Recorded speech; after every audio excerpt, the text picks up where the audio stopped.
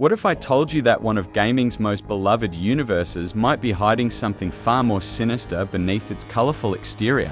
Today, we're diving deep into the disturbing theories surrounding the Mario franchise that have haunted fans for decades. Let's start with perhaps the most unsettling theory of all, the idea that the entire Mushroom Kingdom is nothing more than a drug-induced hallucination. Think about it for a moment.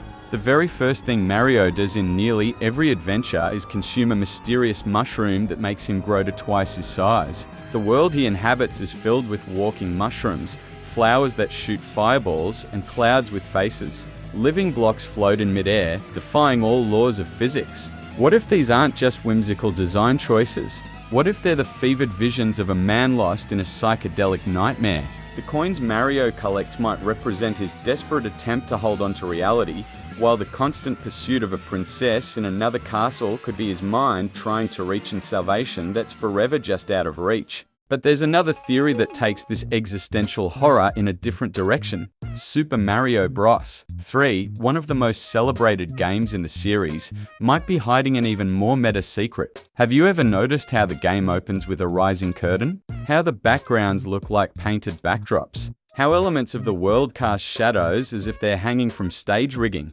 That's because, according to this theory, none of it was real. The entire game was a theatrical performance. Mario, Luigi, Bowser, and the rest of the cast were simply actors playing their parts in an elaborate stage production. The platforms aren't floating, they're hung by wires. The enemies aren't real, they're performers in costumes. Even death isn't permanent because it's all just make-believe. These theories force us to question everything we know about this franchise. Is Mario a hero saving a magical kingdom, or a man lost in a mushroom-induced fever dream? Is he an adventurer braving real dangers, or just an actor playing a role for our entertainment? Like many great works of art, perhaps the true genius of Mario lies not in what it appears to be, but in what it might actually represent. The next time you boot up a Mario game, take a moment to look beyond the cheerful music and bright colors. You might find something far more fascinating, and perhaps disturbing, lurking just beneath the surface.